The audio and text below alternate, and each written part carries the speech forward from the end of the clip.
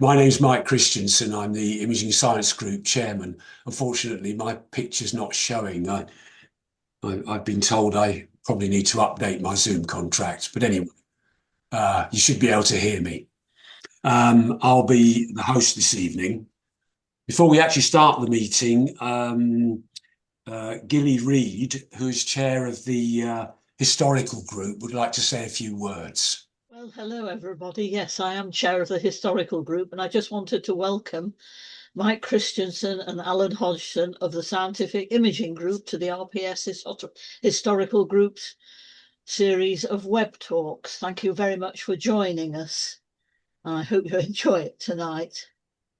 So thank you for that. It's my pleasure to introduce Alan Hodgson, and you can see him there, our speaker for the evening. On leaving university, he worked at Ilford Imaging, initially on silver halide technologies for camera and holographic applications, and later in inkjet printing. On leaving Ilford in 2004, he continued to consult on inkjet printing and also security printing. He's been involved with the RPS for many years and had held many posts, but perhaps most notable that he has acted as a trustee and president of the society. He's a stalwart member of the IS group, has given many interesting talks at our annual Good Picture Symposium, and more recently has made an excellent job of resurrecting the group's newsletter. Now, during his time at Ilford, Alan came across a number of unanswered questions and gaps in the photographic science literature. Now that he's got time on his hands, he's been revisiting these with the intention to publish a book on the history of silver halide emulsions for scientific photography. This work he's going to discuss on the Fraunhofer spectra forms a part of this quest. So over to you, Alan. So I'm going to talk about Fraunhofer spectra and their place in photography. For those of you who are not familiar with what Fraunhofer spectra looks like, there's a printed version sat at the bottom of this splash screen. It covers the full gamut of visual colours, and colour is a persistent theme throughout this talk. We're going to do colour photography, colour printing, and lenses for colour work. So I'm going to deal with a lot of colour, and I'm going to go through this journey I've had with Fraunhofer spectra, and I'm going to dangle lots of loose ends through this, areas which warrant, I believe, a little bit further work. And I'm looking for expressions of interest of people who would be interested in doing this for me and with me. So I'll pick those up towards the end. So Fraunhofer spectra, that's kind of what it looks like. So it's been a journey, and every journey starts somewhere. So I should describe to you where my journey starts. Started perhaps from an unusual vector. It came from UNESCO. And if you unpack the acronym, you might see why. UNESCO is a UN agency, and it deals with education, science, and culture, which is probably the reason why they express some interest in photography. Now, UNESCO is also the UN agency that designates years of things. And in 2025, they designated it 2025 to be the International Year of Quantum Science and Technology. Now, you may be asking, what's quantum science and technology got to do with photography? And similar sort of question occurred to me. And I set myself a thought experiment, asking two questions. Where does this fit into photography? And also, how could the RPS support this initiative? I'm going to circle back to that acronym again. UNESCO deals with education, science, and culture, which is the sort of thing that the RPS should be dealing with as well. So it kind of felt fitting to think to myself, how could we support this initiative for UNESCO? And I came up with a number of options. So option one was to do something about digital imaging hardware. And that's because the quantum science and technology community is very keen to say to people, you would not have modern day electronics without quantum science and technology. That's as maybe, but I have to admit that digital imaging hardware really isn't my bag. So someone else might want to explore that, but it isn't going to be me. Second option I considered for somewhat longer was the 1848 Becquerel colour process. I've put that one in brackets because we are going to deal with that one as we go through this talk.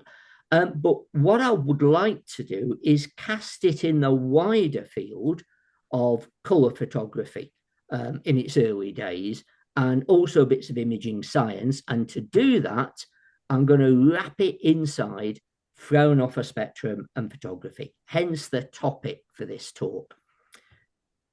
So to do that, we need to do a little bit of history. Where did all this come from? There is a sort of unwritten rule in physics and optics that everything cycles back to Newton if you look hard enough. And this is no exception. So in 1704, Newton published his work, Optics. And in there, he describes not a thought experiment, but a real experiment. Newton punched a hole in the blinds in his window and shone a thin beam of sunlight through a prism and saw it separate into the full colours of the spectrum. He recorded that in optics, and illustration in 1704 was not that easy, so it's just a hand-drawn sketch. So rather than use that one and reproduce it here, I thought I'd use something sort of similar. So I chose on the Storm Thorgerson and Aubrey Powell graphic that was on Dark Side of the Moon cover, and is actually on my coffee cup, illustrating the same thing, beam of sunlight into a prism, splitting out into the component colours. And they very kindly drew that graphic just the way I want it, because I'm going to circle back to that in a few moments. Next step in the history was a Scottish physicist. This is William Hyde Wollaston. Now, some of you people may already have come across this guy before. He's the inventor of the camera lucida, the drawing aid that artists use. And also, getting a little bit closer to photography, he's the inventor of the meniscus lens. And the meniscus lens gives a much flatter image plane, which is just what you want for photography. It's much better than the traditional biconvex lens. So he already had his footprint in photography, even though it wasn't invented yet. But for our story, he made one other observation. He revealed that there was dark bands in the solar spectrum that Newton had illustrated in optics. So it wasn't just a continuous spectrum of colour. There was gaps in it. And the Thorgerson and Powell illustration sort of shows this. Rather than blur all the colours together, they kind of show they're kind of grouped. So Wollaston produced this and published it in 1802, and the reference is up there for you and will be available, obviously, in the recording. He was a busy guy, and he moved on, and he left it to someone else to investigate these a little bit further. So our third player in this is Joseph von Fraunhofer, who is a German lens maker. And in 1814, he invented the slit-based spectroscope, which allowed him to visualize these properly. And for those of you who can't remember or don't know what a slit-based spectroscope is, this is what it looks like. So you may well have used this. I used one in school. I had one at Ilford, actually, for investigating materials. That's what they look like. At this point, I should acknowledge Gresham Publishing Company of Glasgow, who've been very kindly allowed me to use their illustrations from some of their works in my talk. And this one comes from a publication, I think around about 1933, because unfortunately it's not dated. Anyway, Fraunhofer took the slit-based spectroscope to the solar spectrum, so shone a beam of sunlight through this, and he made a set of key observations. He noted that these were dark lines within the solar spectrum. And a really key observation, which found great use in photography, is that these do not change location. Those dark lines, as you'll see on the bottom of the graphic, are always in the same place. That's because it's a property of the sunlight itself. But the fact they don't change location with time or location on the globe was a key part for photography and the development of photography. And I'll give you some examples of that as we move on. So they're always in the same place and always at the same time. He also noted that they exist in the spectrum of bright stars. He must have had good eyesight because his optics wasn't that good in those days. And this brings me to one of my first connections. I am very interested in the way in which knowledge has moved backwards and forwards between photography and astronomy over the years. I sat in on a webinar this afternoon about the work of Norman Lockyer and photography and astronomy. You can see this movement of knowledge between the two fields. I'm interested in anyone else who's interested in that too. To go back to Fraunhofer, he noted there were many lines. He evidently had the patience of a saint because he noted 574 of these in the visible spectrum. And he also labeled the major lines with letters. So you'll see at the bottom, those lines are labeled. Let's find my pointer. There we go. He labeled them from red to violet with a series of letters. Unfortunately, Fraunhofer didn't go much further with this work. He died aged 39, which was an occupational hazard of glassmakers at the time, basic chemical toxicity. But his work lives on. So I'm going to give you a kind of early example. Must be about a month or so. I sat in on a presentation about the Joly color process. And one of the lines in Joly's work said, this material is sensitive to the red of the C line. And that's what he means. He's referring to the line designated as C by Fraunhofer. Now, in an era when illustration was difficult, to be able to simply note the red of the C line means something to everybody, regardless of where you are on the globe, whether it's this year or next year, it's always in the same place. So that's one of the early contributions of Fraunhofer spectra to photography. Now, Fraunhofer made this observation, but he didn't know what caused it. And in fact, that remained unsolved for some time. So probably the next waypoint, Mary Somerville in 1858 noted in a series of volumes, The Connections on Physical Sciences, that the conundrum remains unanswered. And what scientists love is unanswered conundrums. So you will find in the literature around this time a lot of notables in optics and photography. So you will find John Herschel, you will find Fox Talbot looking into this conundrum, seeing if they can find the reason that these dark lines exist. And we're going to circle back to another notable in this area as well, who did a lot of work in this area. It remained unanswered for ages because they did not have the theoretical underpinning to decide what this was and explain it. We have to wait until 1913 when Niels Bohr produced his quantum theory of the atom, seminal paper in 1913. This is the paper that got him the Nobel Prize for Physics. And the reason I've put this in here is that this is our connection to the International Year of Quantum Science and Technology. Niels Bohr showed that the cause of these dark lines in the solar spectrum is quantum science.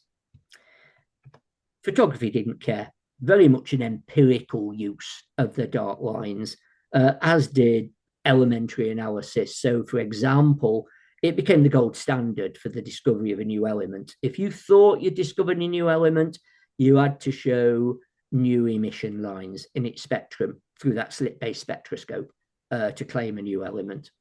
So photography used them anyway. So what I'm going to do now is to drill into a few examples where photography used these. And the first one I want to use is photography and the theories of light. Now, I'm not going to talk here about wave theory or corpuscular theory, although some of the proponents got into that one. I'm going to talk about a debate that was going on in early photography as to what light was. And I'm going to use a quote from Robert Hunt in 1853. I actually haven't put a reference for that one. It comes from the very first volume of the journal that became the RPS journal many years later. So in 1853, this is a quote from Robert Hunt. We recognize in the effects of the solar radiation 3 distinct classes of phenomena. So the belief that he held is that there was light, there was heat, and there were chemical power. And those 3 were different. And I'm going to use my Fraunhofer spectrum again, just to kind of explain this. Light is the stuff that we can see, vision and color. What he called heat, we now call infrared. So it's off the red end of the spectrum. And what he called chemical power, we now call ultraviolet. And he considered those to be 3 distinct classes of phenomena, not a continuum. It has to be said, Hunt was a marvelous worker in photography, marvelous writer. There's some books of his in the RPS collection in V&A, and one of them was opening a display case on my last visit down there. Unfortunately, he was indulging in belief perseverance. He believed this all his life. He was well behind the times. Italian physicist Maloney had kind of shown that these were one and the same, heat, light, and chemical power, around about 1841.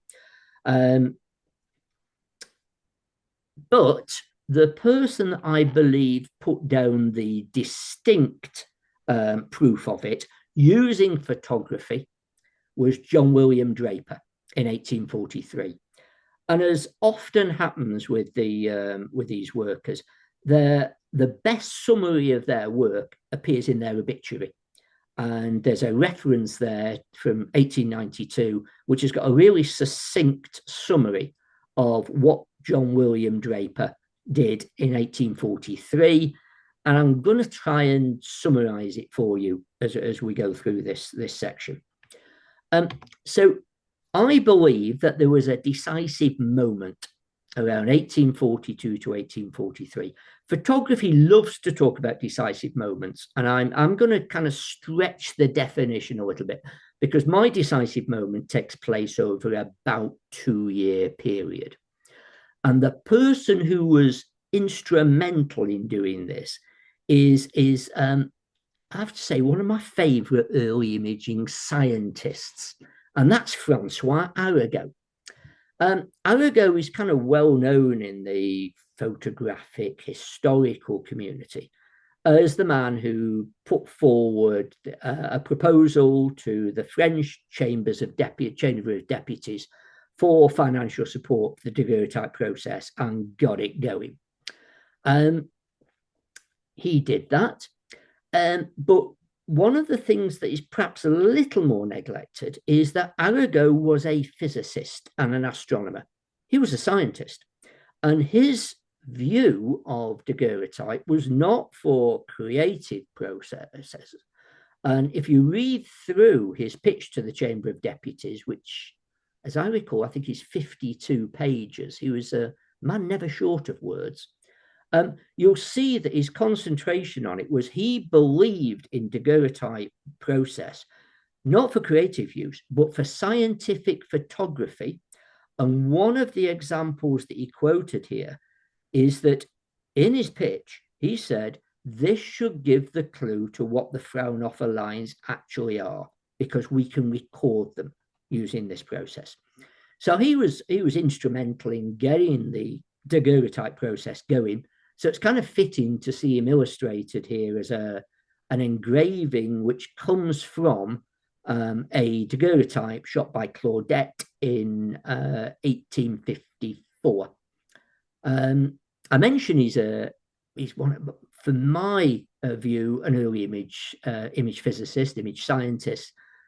If you've ever put a polarizing filter on your camera to show up white clouds against the blue sky in higher contrast, thank Francois for that one, because he discovered the process. The other point to mention with Arago is that he was extremely influential in French science at the time. And he could make or break the career of any 22-year-old physicist who passed his way and didn't do his bidding. And in 1842, Edmund Becquerel published a short paper investigating the Fraunhofer lines, but didn't use photography. He simply used a fluorescent screen, and he projected the Fraunhofer lines onto his fluorescent screen and showed that the Fraunhofer lines also existed into the ultraviolet. So he's showing a continuum between what Robert Hunt called light and what he called chemical power. So he showed it without using photography, which prompted a very swift intervention by Francois Arago, who effectively packed him off and said, I told the Chamber of Deputies in 1839 that we'd solve this using the daguerreotype process. Get off and shoot some daguerreotype images to show this, and come and show the Academy of Science in Paris your work. And he did, sort of. Edmund Becquerel didn't move very fast, and somebody beat him to it. And that was my John William Draper of New York. The Draper family I find quite fascinating. Another area that is worth investigating. They were astronomers, physicists, meteorologists based in New York. John William Draper had read Edmund Becquerel's paper and came to the same conclusion as Arago.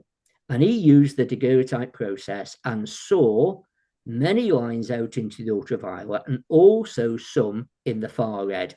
Now, I don't want to go down the rabbit hole of debating why the daguerreotype process is shown to be sensitive in the far red, but we'll circle back on that one with a paper by Ada, or series of paper by Ada in 1881-82 later on, because I want to show you now the publication of John William Draper. We need to kind of bear in mind that illustration was not easy in 1843. When he published in the London, Edinburgh and Dublin Philosophical Magazine and Journal of Science, there's a title for you. But this is the diagram that he produced, and I'll kind of go through this with you. This is a draftman's view of the Fraunhofer spectrum, the major lines, and you can probably just about make out the designation there. And this is the spectrum that Draper recorded on his daguerreotype plate. Now, that's the extent of the illustration they could do in that time. What I've done here is just laid a color Fraunhofer spectrum next to it, so you can kind of see where this is going. So all these up here are out in the ultraviolet. They're outside this area, what Robert Hunt would have called the chemical area of the spectrum. And there's a little bit down here in the near infrared. So this is kind of where the Fraunhofer lines become really useful, because John William Draper had done this in New York. He was then followed by Edmund Becquerel, who finally got his act together and published similar work, but anticipated.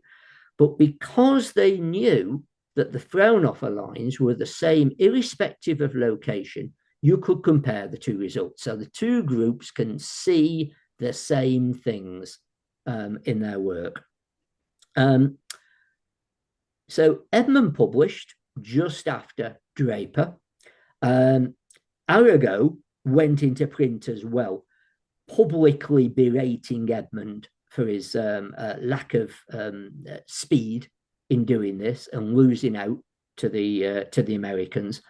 There followed an acrimonious debate on priority between Edmund Becquerel, John William Draper, and William Abney, actually in the UK, as to who had priority on this. Acrimony about priority is another area I found fascinating. Happened a lot in those days, and perhaps not much changes, but that's something I might look into as well, kind of into the future. So Draper used it, Edmund used it, Edmund Becquerel used it, separated by the Atlantic, same Fraunhofer lines. We knew what we were talking about. So Edmund was beaten to it, but it didn't stop him. He continued to work on what we call daguerreotype type processes. So in 1848, Edmund Becquerel published some work on a full colour process. You can read the original article in French if you so desire. There is a short but excellent review published by Wall in 1894, and I'm going to circle back and talk about that paper because it's well worth reading, because there's more than just Edmund's colour photography in it. The way science worked in France in the late 1840s is people like Edmund will publish a short paper, and you'll see the reference at the top there. It's 3 pages long. It was then subject to a review, and the Academy of Science in Paris would throw some serious scientists at this one. And they would do, I suppose we might call it peer review nowadays. But actually, peer review in those days was a lot more extensive. They not only read the paper and reviewed it, they reproduced the experimental work as well. And you'll see from the reference there that the review paper is actually quite a lot longer than the original paper. I mentioned they threw some serious scientists at this one, and it's worth just considering the 3 people who did that review. Jean-Baptiste Biot was a French astronomer. He was a curmudgeonly individual. He could start an argument, it seems, in a room on his own. So he had a very great falling out with Francois Arago. More or less anyone in the literature you'll find having serious disagreements with him. The interesting exception from a photographic perspective, he had a long and very good-natured dialogue with Fox Talbot, which spanned over a decade, and you'll find the work in the Fox Talbot archive. So he's an interesting guy from a photographic perspective. Perhaps even more so is Michel Eugene Chevreul. He was a dye-stuff chemist. I like dye-stuff chemists because I'm a dye-stuff chemist. And probably best known in photographic circles for his work on colour. He worked in the tapestry industry in France, which was big in Paris. Published work on the simultaneous contrast of colours, which is probably his lasting work. He was also the sponsor of some of the later work of Niepce de Saint-Victor, who incidentally also worked on this colour process, this early colour process. Final one, Henri Victor Regnault. He was an organic chemist. He is the discoverer of pyrodeveloper and also was the first president of the French Photographic Society. I've seen some of his portraits. His portrait, particularly of Jean-Baptiste Biot, is exceptional.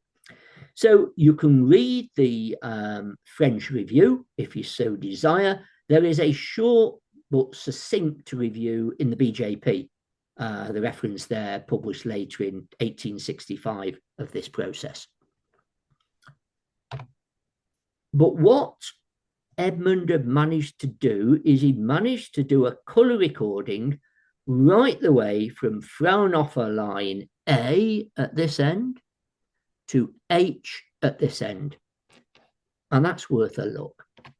So there's not many of these in existence. This one is in the Museum of Arts and Crafts in Paris, the Conservatoire National des Arts et Métiers. And I ought to thank those for permission to use their images in this talk.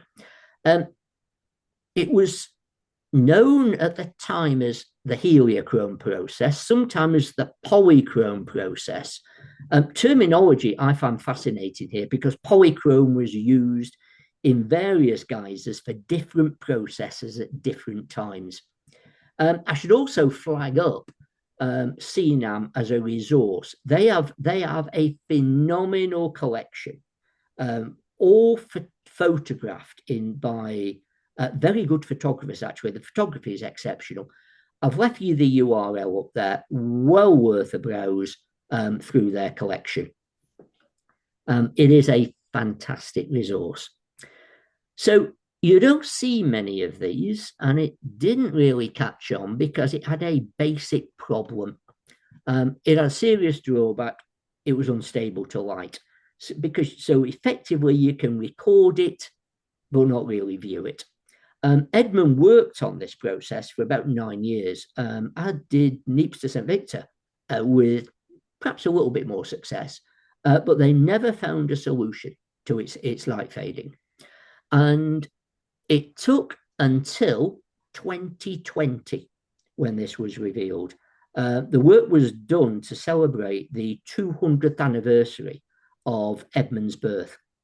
And so this group threw a whole series of high-tech, modern-day analytical techniques at it and revealed the cause. In a nutshell, the silver halide, silver chloride actually, silver chloride nanoparticles were retained in the final image. It was based on silver chloride, and hence they were still sensitive to light because the silver chloride was still in there when you produced it. Inside these silver halide particles are silver nanoparticles inside this matrix of grain. So the silver nanoparticles are what cause the colour. It's plasmonic resonance, very similar to medieval stained glass.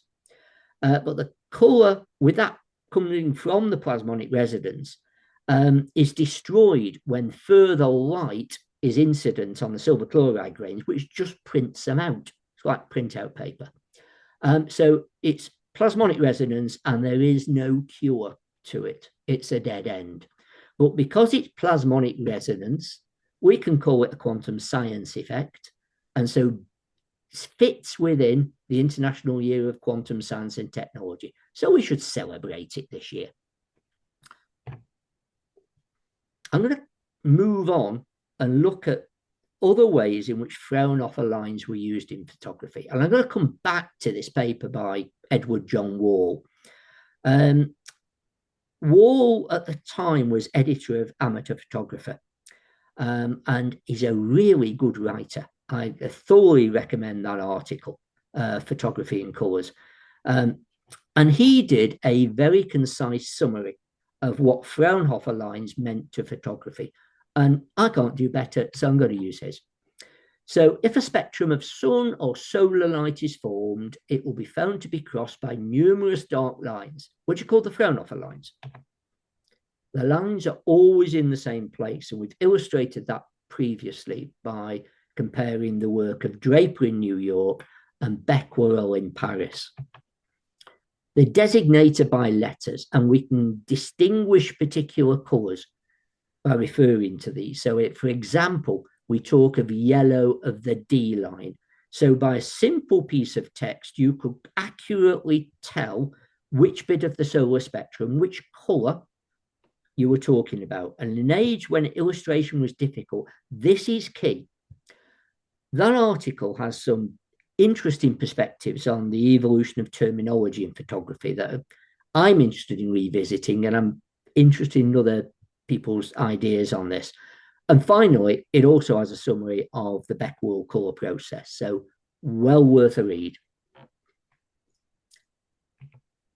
I'm not finished with Edmund Becquerel yet. I've been writing quite a lot on his work. I find him fascinating. And he is, again, an early imaging scientist. Again, on the left is a portrait by French photographer Nadar, and captures the kind of inquisitive nature, I think, of the guy. They probably had a lot to talk about. A little historical snippet for you.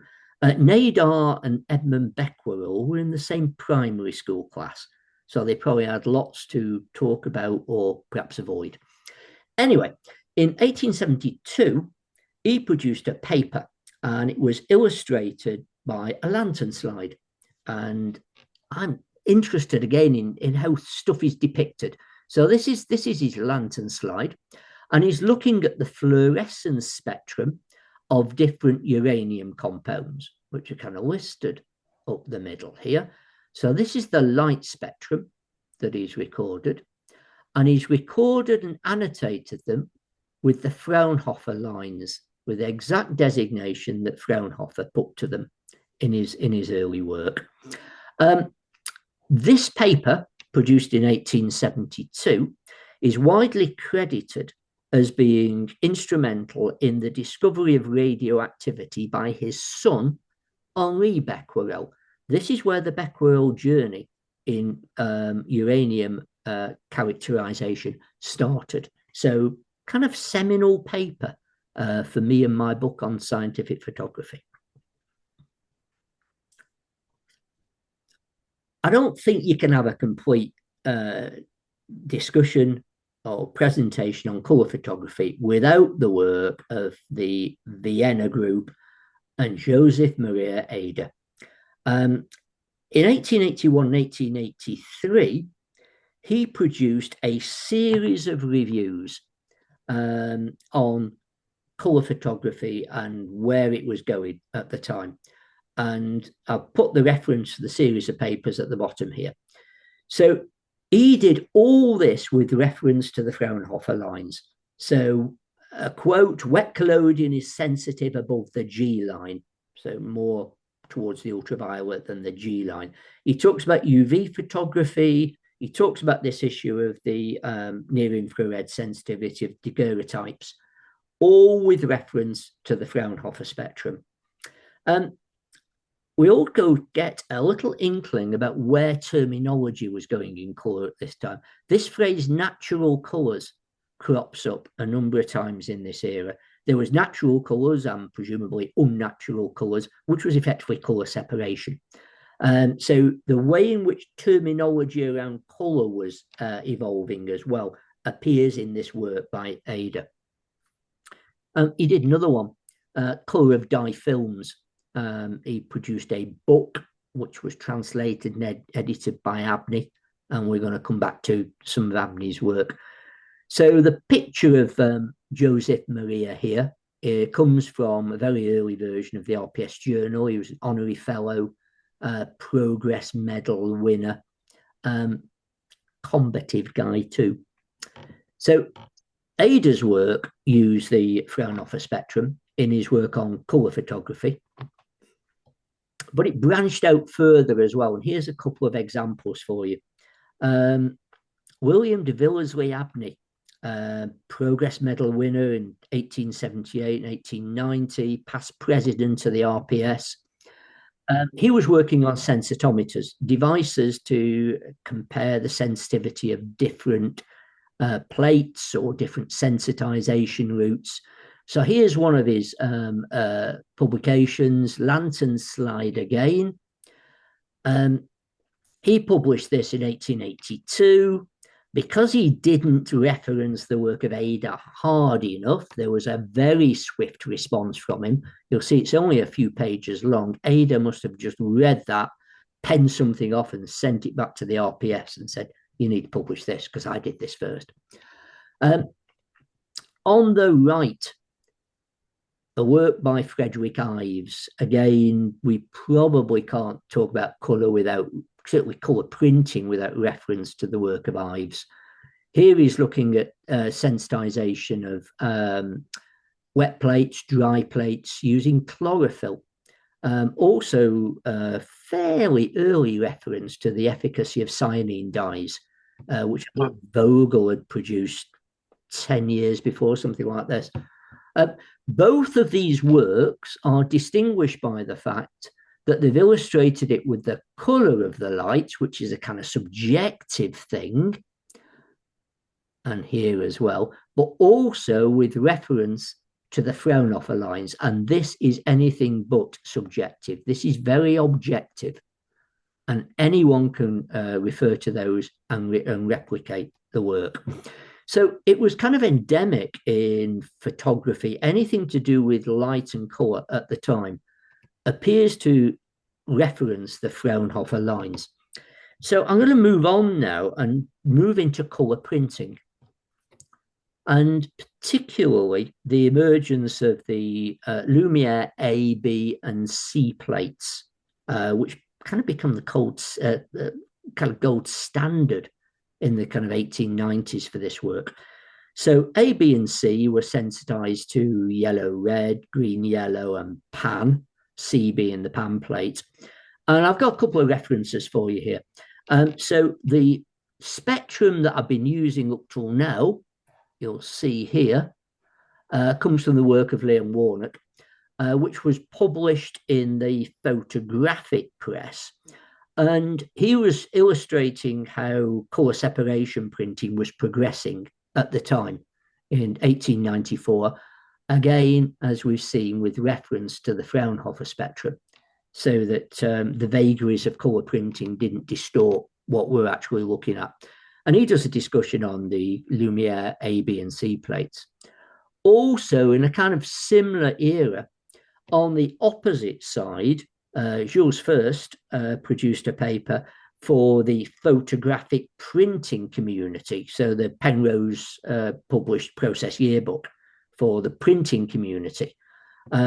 He went a little bit deeper dive into colour print reproduction on this, but effectively using the same thing. They were talking about the Lumiere A, B, and C plates, again, with reference to the Fraunhofer spectrum. Abney, still in here. So he is looking at the sensitivity of these plates. And this is, again, one of Abney's lantern slides. Orthochromatics, another kind of one of these terms that's changed over the years. He was doing spectral sensitivity plots of the Lumiere plates. This is the yellow reds. This is Lumiere A. Again, subjectively, the colours, but objectively, the Fraunhofer spectrum across the bottom. You could even buy specific cameras for this type of work. So this is Talent spectroscopic camera, advertised for sale in Penrose Pictorial Annual of 1906 to 7. And here, you know, they're kind of still talking about 3-colour photography rather than 4-colour separation in printing. 3-colour was still the thing to do. And he's talking about recent progress in colour photography, specifically new light filters and new colour sensitizing dyes. And this was the sort of camera that people used to do that work. Going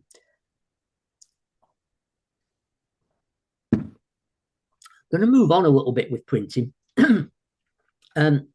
Frontispieces is another kind of illustration that is interesting.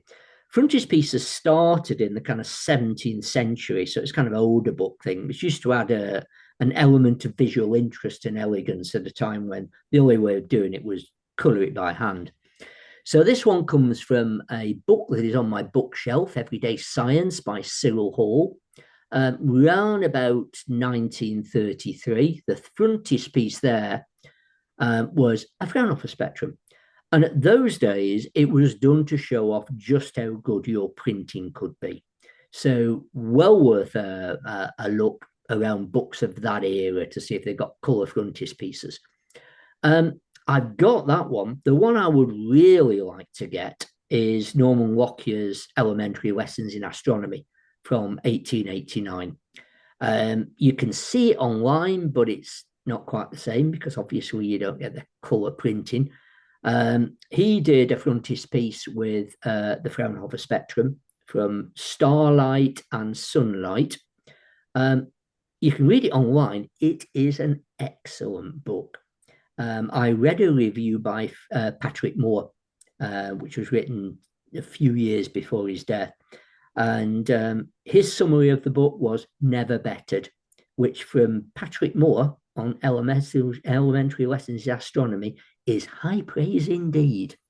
So frontispieces was another area where we see Fraunhofer spectra appearing.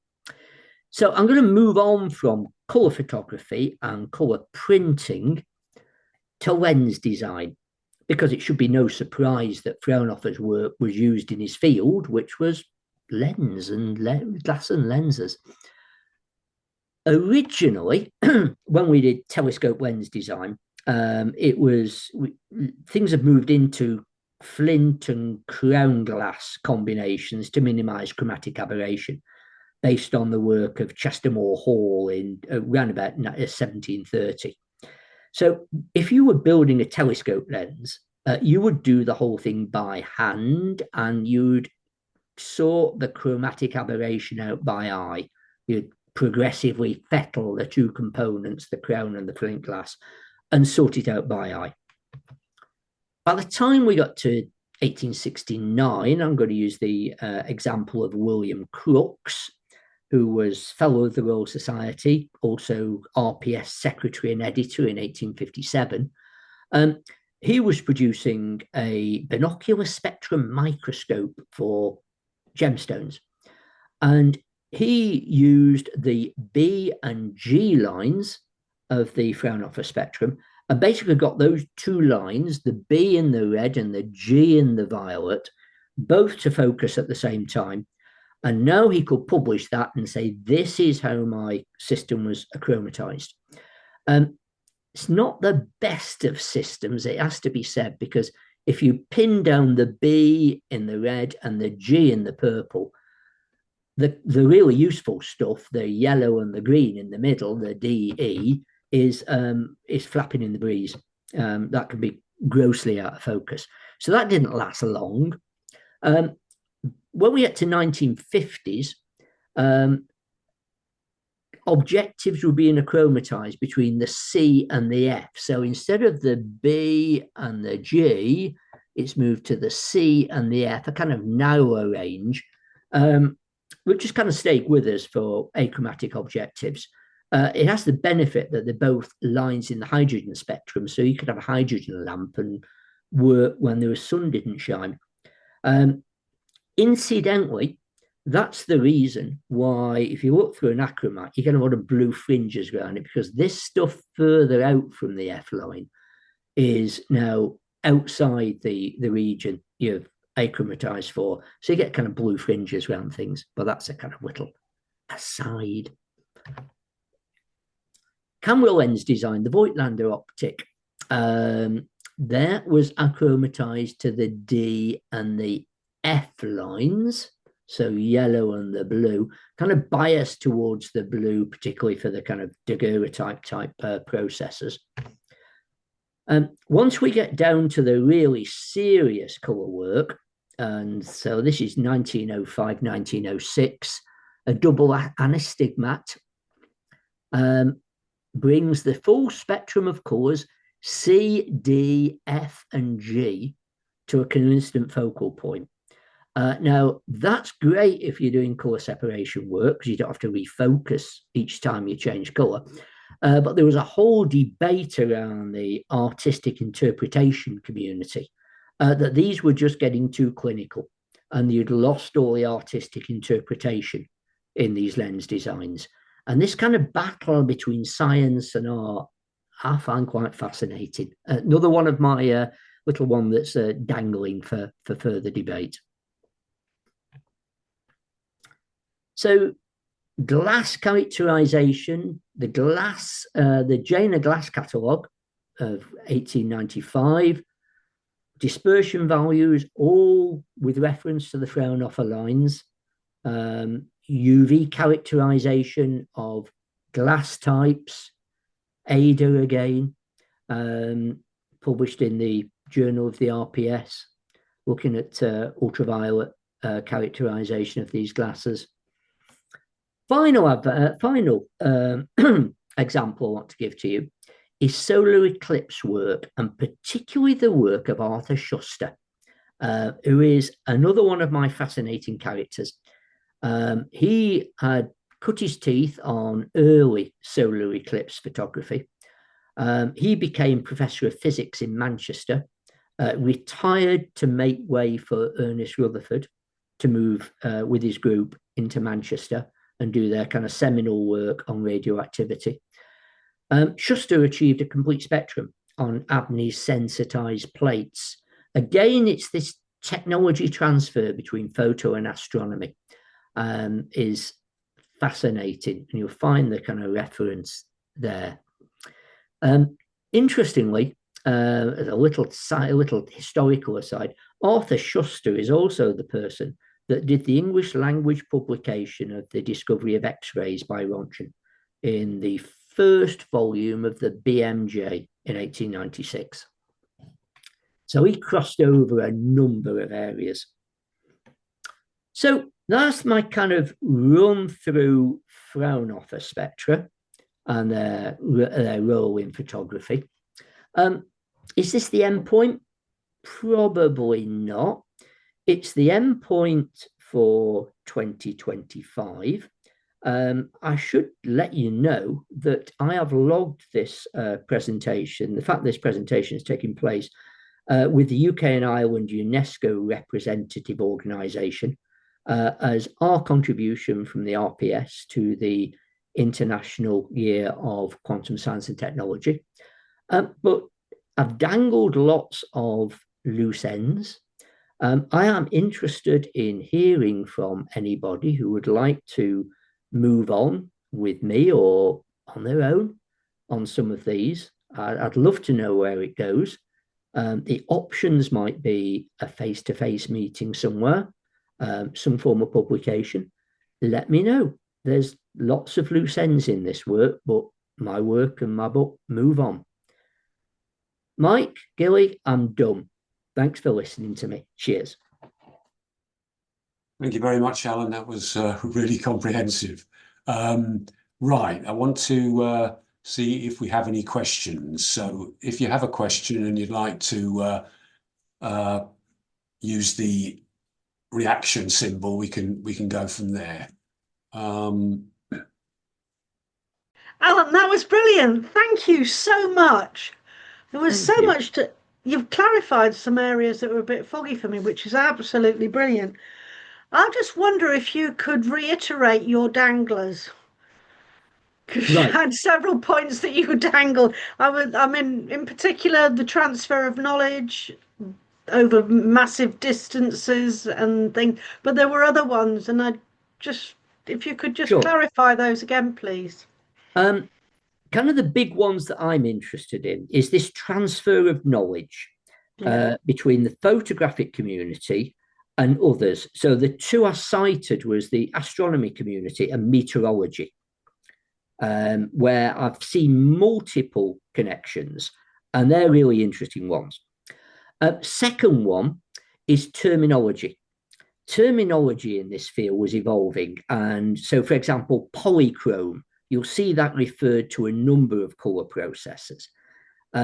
Light screens became light filters because screens became something else. So that the whole change in terminology, the way in which some of these individuals interacted, some of it wasn't very kind. Some of it was a little bit abuse of power. There's a lot of nepotism in France at that time. The way in which these communities worked together or didn't work together. So different fields, terminology. I have to say, the focus of my book is really about scientific photography, not necessarily color. But I keep butting up against this kind of color stuff that is interesting, but it ain't my field. I really need to talk to other people about that. So the work of some key individuals, I mentioned Bio, Chevreul, Reinhold, Arago is another one. Edmund Becquerel, I've probably done to death, but some of his colleagues, there was some really interesting stuff going on around there. The way in which the military were picking up on this as well, and the way in which it was used in education. So there's a brain dump of some of the dangling areas. Thank you. But the thing, it's actually knowing where the edges are to your research, because there are so many rabbit holes you can dive down here. Absolutely. But I do find it fascinating that I think so many aspects of photography are litigious or power dynamic driven. Absolutely. Particularly if someone thought they could make a little bit of money out of it. Yeah, definitely. Anyway, I'll shut up now and leave it to somebody else. Thank you so much. That was brilliant. Thanks, Janine. It's interesting, Alan, that, I always think about the early history of sort of science as being sort of gentleman scientists of doing it almost as a hobby. You've got to think that these guys were professional and actually, presumably, were making money at it. Yeah, and you when you look at some of the dynamics of it, Arago and Bio got locked up by foreign powers for some time, which was the cause of their one of the cause of their falling out. But so you get the whole dynamics of this. A lot of this early French science was disrupted by warfare. So the Prussians marched through. So you kind of see the dynamics of this. There was insurrection in Paris during the time that Edmund Becquerel was working on this. And so you kind of got to patch this dynamic in amongst it all as well. Thank you for this beautiful speech. I also see a lot of links with our daily photography. So I would like to share a short event, and then I would ask the comment of yours on the so like a couple of years ago, two of my students were discussing about flashes, camera flashes. So they had two different brands, and both flashes are advertised to be the natural light, and it is assumed that because just the color temperature, the Kelvin, is the same, but if they had a chance to listen to this, they would they will have a common understanding on the difference, why they couldn't agree, because both of the flashes are. Hi, my dear. I have a small guess. So they couldn't. Hello, small guess. Oh yeah, thank you for your visit. So I was asking that these two students weren't agreeing. They were arguing on why their flashes given different colors by having the same Kelvin color temperature. But when we see this, it is a distribution, and the Kelvin temperature is just an average. So having this distribution in a different way, you can still get the same average. So I wanted to hear your deep thoughts on this. This is fascinating. I'm going to pick up on the terminology bit of it, because what is deemed natural has changed over the years as well. And I suspect that the label natural was used as a weapon on two sides. First of all, between the art and science community. So there is a quote from the RPS journal of the 1890s, these vile illustrations, because it wasn't real photography, it was printing. So they talk about these vile illustrations, that not being natural. So that was kind of one aspect of it. Then there was the whole concept that somehow a process which separated the colors for printing was unnatural. And so this whole concept of what is a natural rendition, I think, again, has changed over time.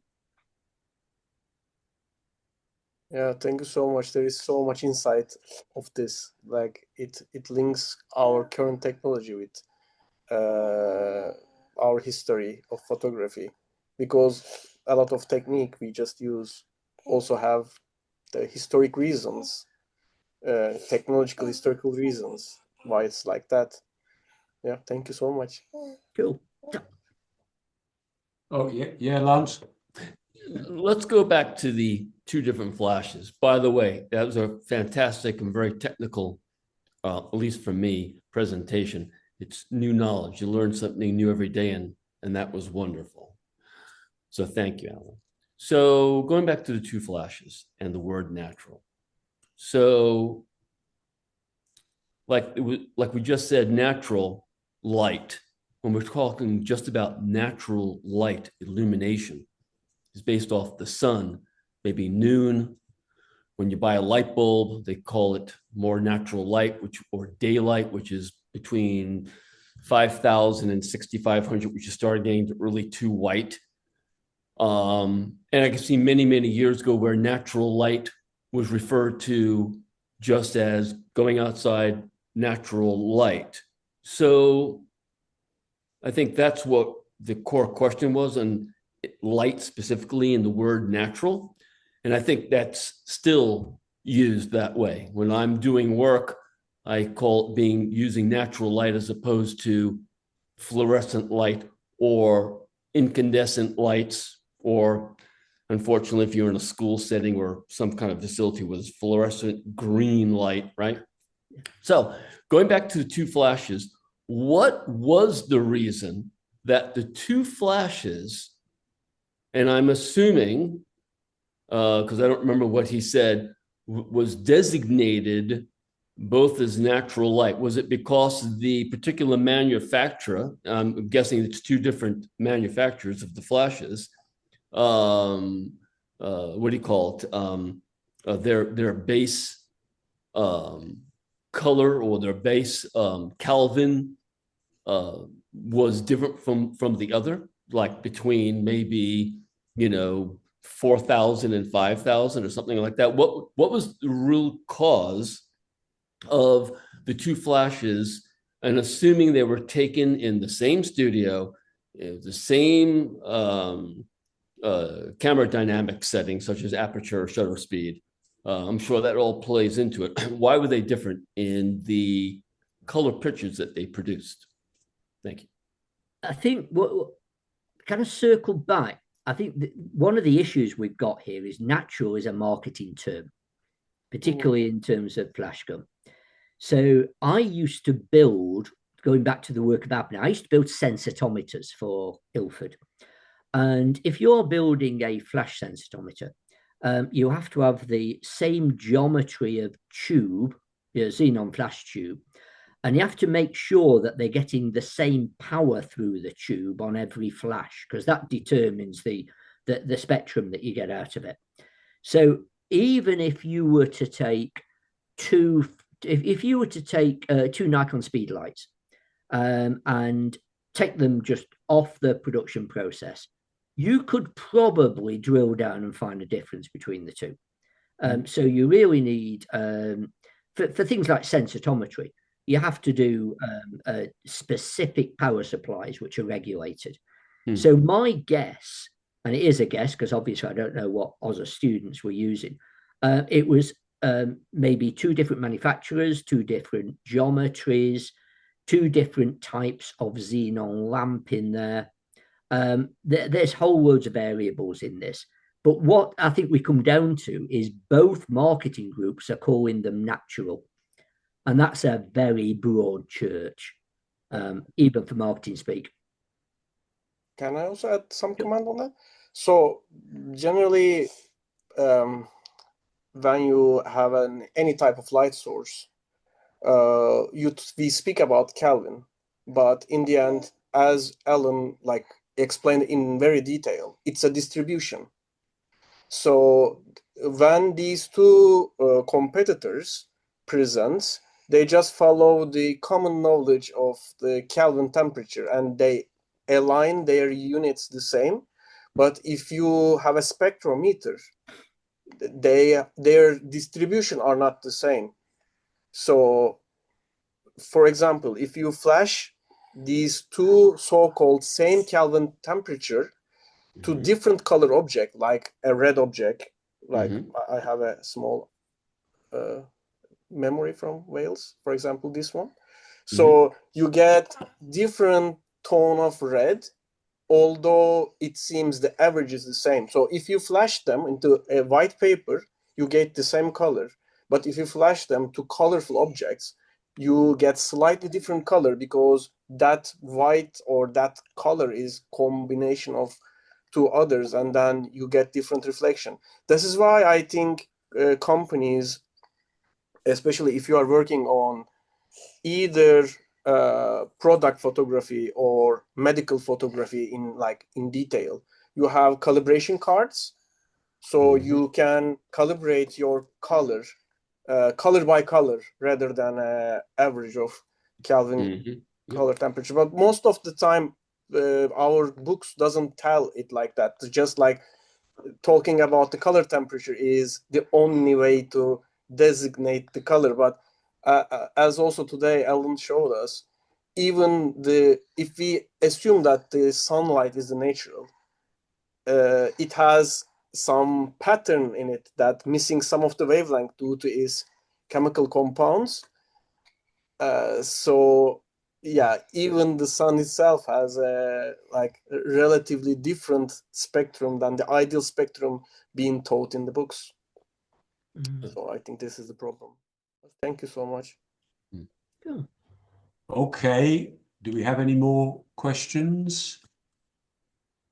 Well, I'd like to thank you, Alan, for an absolutely fascinating lecture.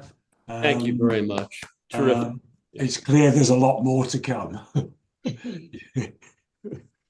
Yeah, thank you. From your very inquisitive brain. And I'd also like to thank the historical group for cooperating us for this meeting. I think it's been a really interesting collaboration. So thank you everybody for coming, and I think we may have another one somewhere down the line, but we'll have to see how we go. Awesome. Thank you very much. Thank you. Ciao, ciao.